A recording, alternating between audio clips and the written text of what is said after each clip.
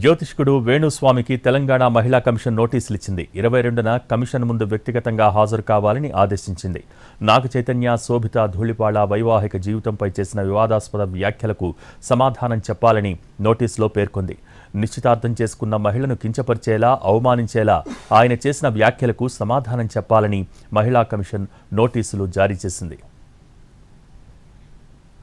నాగ చైతన్య, శోభిత విడిపోతారంటూ వేణుస్వామి జోస్యం చెప్పడంతో వివాదం రాజుకుంది. దాంతో మహిళా కమిషన్కు film journalist association, Telugu film digital media association ఫిర్యాదు చేశాయి. దీనిపై స్పందించిన మహిళా కమిషన్ చైర్పర్సన్ శ్రీమతి నేరెళ్ల శారద ఆదేశాలు జారీ చేశారు.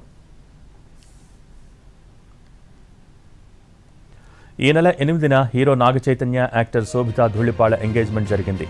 ఈ సందర్భంగా వారి జాతకం చెబుతానంటూ వేణుస్వామి ఈ ఇద్దరూ కలిసి ఉండరని, విడిపోతారని జోస్యం చెప్పారు.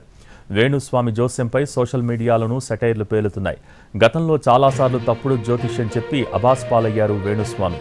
సెలబ్రిటీల జాతకాలు చెప్పనంటూ మాటిచ్చిన వేణుస్వామి ఇప్పుడు మాట తప్పారంటూ ట్రోల్ చేస్తున్నారు. దీంతో మహిళా కమిషన్ నోటీసులు ఇచ్చింది, సమాధానం చెప్పాలని ఆదేశించింది.